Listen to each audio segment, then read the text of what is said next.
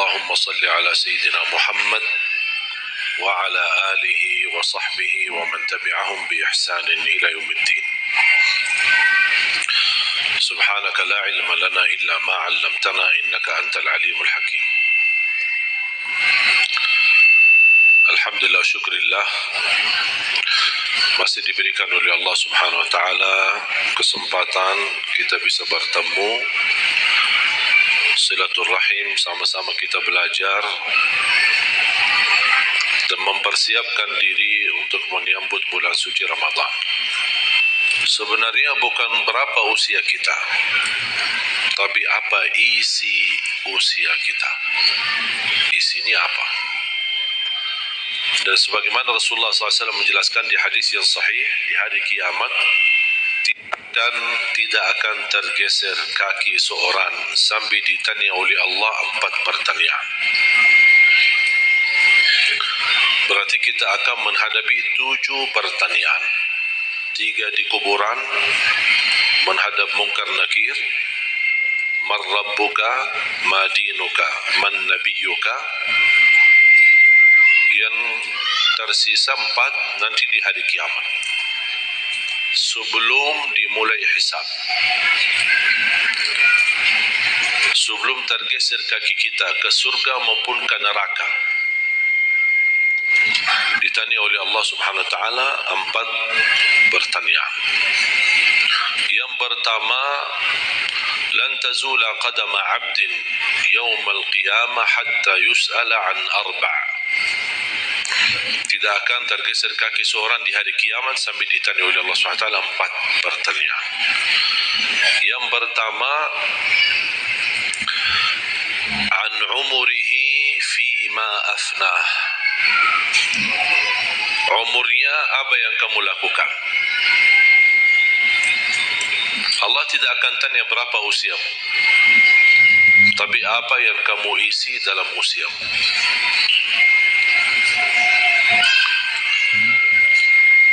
Berarti kalau ada orang muslim tidak salat sama sekali sampai usia 50 tahun, semua usianya sia-sia. Karena tidak ada ibadah satupun yang diterima kalau tidak pernah salat. Biarpun dia haji setiap tahun, puasa setiap Ramadan, dia bersedekah, berinfak setiap hari, tapi tidak pernah salat 5 waktu sama sekali, sia-sia amalan. Karena pertama yang akan dihisab oleh Allah salatnya. Kalau salat itu beres, baru akan ditanya yang lain. Kalau salatnya tidak ada, Allah tidak perlu bertanya yang lain. Makanya saya selalu berkata, khususnya para pemuda-pemudi, seberapapun dosamu, jangan tinggalkan salat. Sebesar apapun dosamu, jangan tinggalkan salat. Karena salat itu ibadah yang langsung menyambungkan kita sama Allah. Tali hubungan kita sama Allah. Kalau tali hubungan kita sama Allah terputus, tidak ada tali yang bisa sambung lagi. Dan selama anda menjaga salat, berarti masih ada harapan masuk dalam golongan yang akan diampuni Allah. Ada ampunan, ada harapan ampunan. Tapi kalau tidak salat, terus bagaimana Allah ampuni kalau tidak mau bertaubat? Ketika kita berlaku ibadah, melakukan sesuatu ibadah, tapi ada ujian yang masuk, jangan anda salahkan ibadahnya, tapi salahkan niatmu. Ada apa dalam niatmu? Pasti ada salah niat.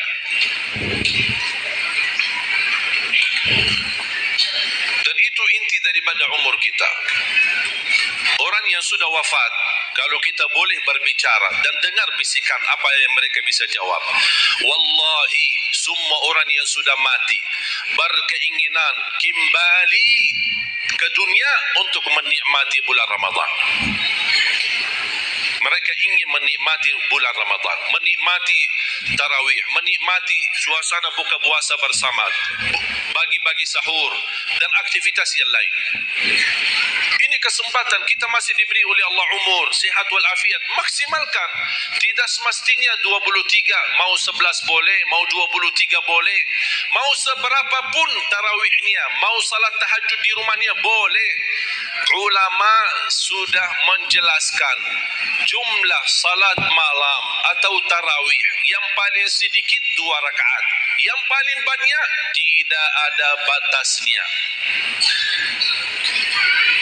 Jadi kalau kita 2 rakaat, 4 rakaat tutup witir, sah. 8 rakaat tutup witir, sah. 10 rakaat tutup witir, sah, tidak ada masalah. Tidak harus 11 atau 23. Intinya bukan jumlahnya, tetapi cara melaksanakannya. Apalagi kalau bacaan imam bagus, fasih, jelas hurufnya. Saya yakin bagi jamaah yang awam yang datang setiap Ramadan, setiap malam ikut salat tarawih, dia belum bisa baca Quran, tapi dia mendengar baca imam selama 30 malam, dia pasti bakal belajar Al-Quran karena bacaan imam bagus. Bismillahirrahmanirrahim. Alhamdulillahi rabbil alamin. Ar-Rahmanir-Rahim. Maliki yaumiddin. Iyyaka na'budu wa iyyaka nasta'in. Ihdinas siratal mustaqim.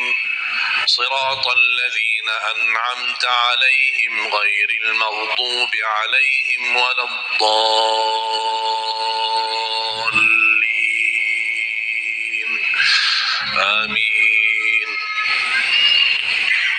Kalau tidak dapat manfaat mengikuti salat tarawih di belakang imam yang bacaannya fasih selama 30 hari, anda cuma dapat benarkan bacaan Al-Fatihah, wallahi nikmat. Syukur. Selama 30 malam anda cuma dapat membenarkan bacaan Fatihahmu, sudah luar biasa. Tidak usah bicara ayat yang lain, hanya Al-Fatihah saja. Kenapa? Tidak sah salat kita tanpa Al-Fatihah. Kata Imam Nawawi, di dalam suratul Fatihah ada 14 tasdid. Ada 14 tasdid, hurufnya yang ditekan. Ada 14. Tertinggal satu, batal salatnya. Dan Imam Nawawi berikut mazhab Syafi'i.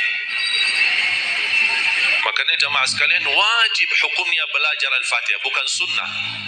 Wajib hukumnya belajar surat Al-Fatihah. Perbaiki, benarkan bacaanmu.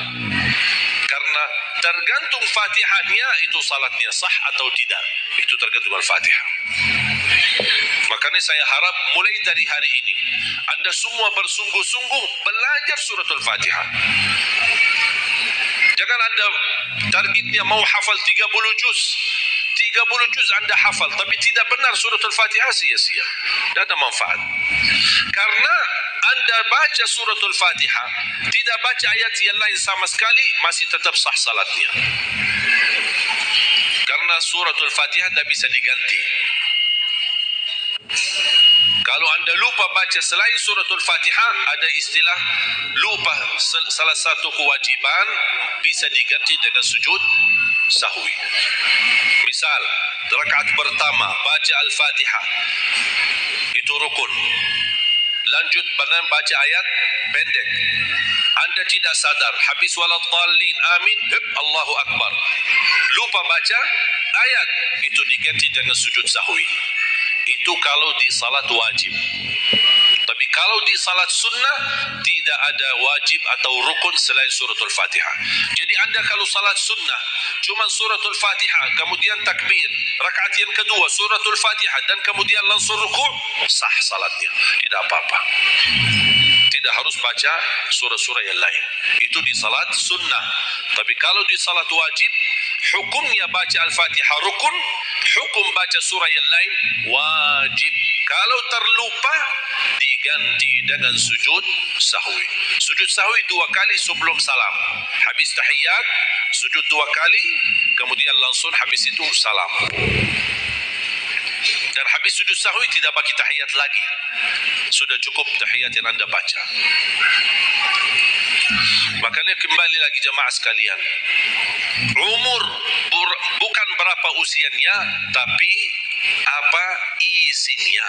Maka Rasulullah SAW bersabda, ni'mal abdus salih man tala umur wa hasun amalu. Sebaik-baik hamba yang salih yang panjang usianya tapi baik amalannya. Rasulullah SAW punya kebiasaan puasa Sya'ban full. Sampai kata Siti Aisyah, tidak pernah aku melihat Rasulullah puasa 1 bulan penuh selain bulan Ramadan sebagaimana di bulan Sya'ban. Penuh ni Rasulullah SAW. Bukan nisfu. Setiap datangnya Sya'ban ditanya nisfunya. Mana nisfu Sya'ban? Nisfu. Full Ramadan Sya'ban. Puasa aja. Di awal boleh, di tengahan boleh, di akhir boleh. Yang tidak boleh, yang tidak pernah puasa Sya'ban, pas begitu berakhir, mau mendekati Ramadan, seminggu terakhir atau 10 hari terakhir, itu ada sebagian ulama berkata makruh. Kalau sudah 22 hari terakhir bulan Sya'ban, anda tidak pernah ada puasa sebelumnya, itu dianggap oleh ulama haram. Apalagi kalau sudah jatuhnya di hari keraguan, hari ragu-ragu, kemungkinan ini bisa hari terakhir, kemungkinan bisa masuk Ramadan, isbat Ramadan. Termasuk ibu-ibu dan jamaah sekalian yang masih punya hutang, segera lunasi hutangnya.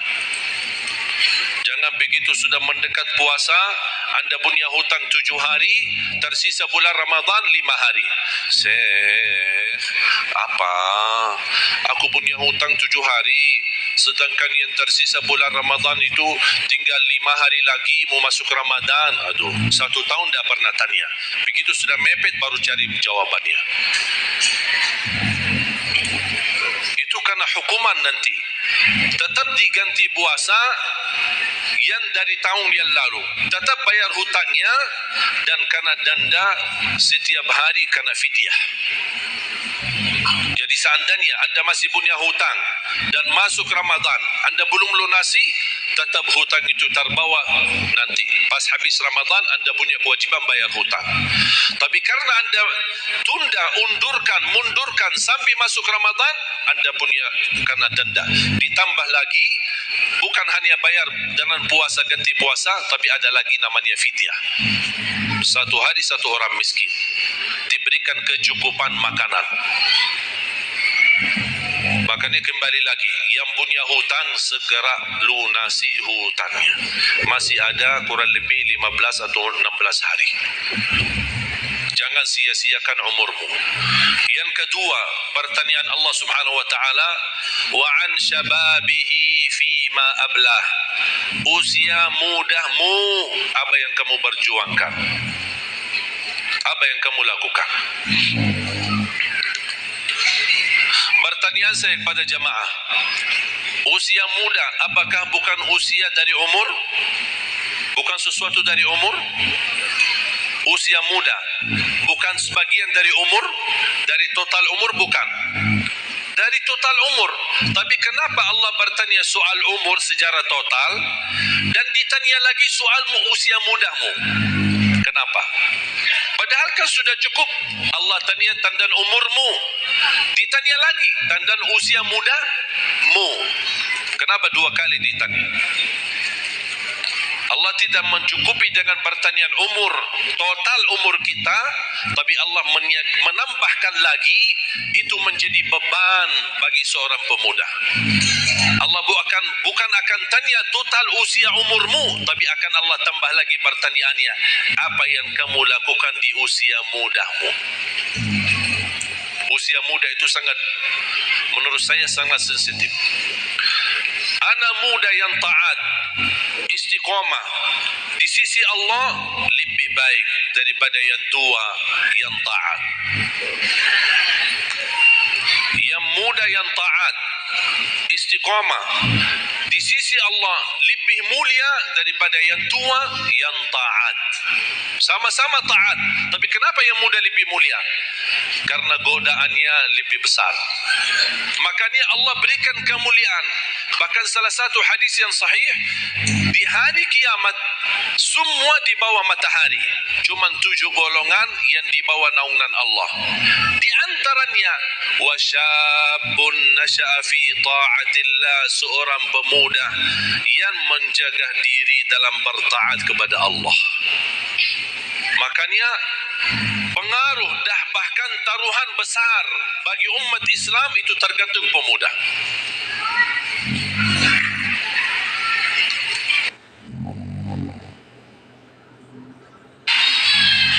Kalau pemuda yang suka memakmurkan masjid, mencintai Al-Quran, dan dia bisa menjaga diri, dan dia bisa berbakti baik sama orang tuanya, dan selalu menjadikan target utama ridha Allah, wallahi Indonesia makmur.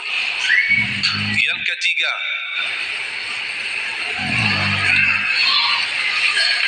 wa an ilmihi wa an malihi min aina iktasabah wa fima anfaqah.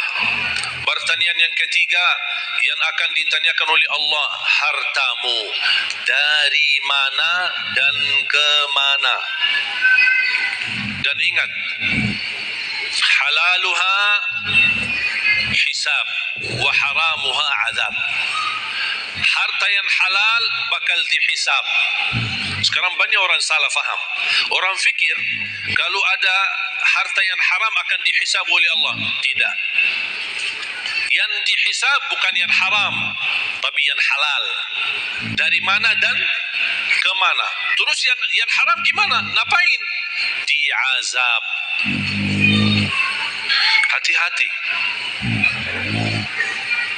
Oleh karena itu bahagia kata Rasulullah SAW, seorang yang mulia, yang Allah berikan kekayaan, diberikan kemampuan, tapi dia bisa menggunakan dengan sebaik-baiknya. Ni'mal malus salih indal abdis salih.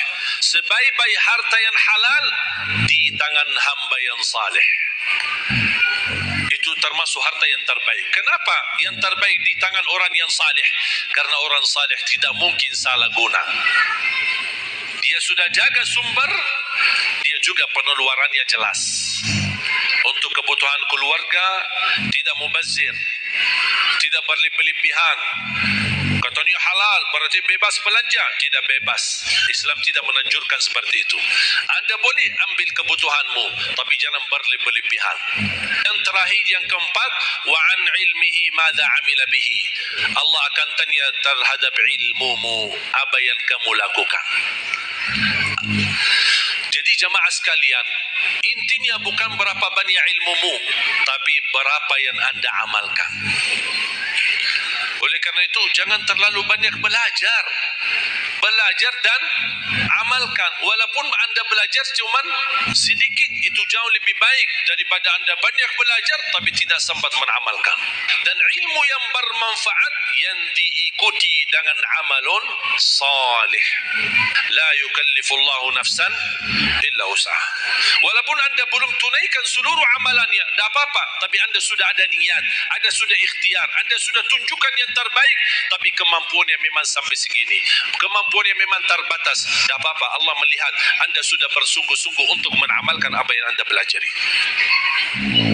Oleh karena itu, saya kasih satu amalan, insya-Allah mudah-mudahan bermanfaat. Sedekah subuh. Sedekah subuh, kenapa saya berkata sedekah subuh? Bukan berarti tidak boleh sedekah di waktu yang lain. Semua sedekah boleh di setiap waktu dan setiap saat, hari Jumat maupun selain hari Jumat. Tapi sedekah subuh itu termasuk sedekah yang terbaik. Kenapa? Bukan kata saya, tapi kata Rasulullah sallallahu alaihi wasallam. Setiap waktu subuh Allah turunkan malaikat, tugasnya mendoakan orang yang bersedekah subuh hari. Allahumma a'ti munfiqan khalafa. Ya Allah, ganti yang lebih baik bagi orang yang infak di subuh hari. Ibu-ibu lagi halangan tidak salat, sebelum beraktivitas isi sedekah subuh. Anda tidak usah susah-susah mencari anak yatim dan orang miskin di subuh hari. Mulai hari ini masing-masing bikin kotak amal. atau botol atau kaleng, simpan di rumah. Setiap habis salat subuh sebelum beraktivitas, isi sedekahnya. Apalagi kalau sedekah itu disertai doa. Begitu anda sedekah, sebutkan hajatmu. Ya Allah, dengan berkah sedekah ini, ya Allah, saya ingin nikah. Mudahkan jodoh. Nikah lagi juga boleh doa, tak apa-apa. Ada yang sedang melamar kerjaan, anda isi wallahi dahsyat, amalan ini wallahi dahsyat, manfaatnya banyak untuk menyembuh penyakit, menabulkan hajat, memudahkan urusan, dan tidak pernah saya sampaikan amalan ini, semua alhamdulillah berhasil mendapatkan hajatnya. Begitu anda isi doa, ya Allah, dengan berkah sedekah ini mudahkan lamaran kerjaan saya. Ya Allah, dengan berkat sedekah ini mohon titipkan pahalanya untuk kedua orang tua saya. Kalau ada yang merasa dirinya suka marah, suka emosi, ya Allah, dengan berkat sedekah ini tenangkan hati dan jiwa saya agar tidak emosi lagi. Ya Allah, dengan berkat sedekah ini karuniai kepada aku anak penghafal Al-Quran. Barakallahu fikum. Terima kasih, semoga bermanfaat. Kurang lebihnya mohon maaf. Mungkin ada panitia ingin menyampaikan selanjutnya. Wallahu a'lam. Subhanakallahumma bihamdik, asyhadu an la ilaha illa anta, astaghfiruka wa atubu ilaik. Wassalamualaikum warahmatullahi wabarakatuh.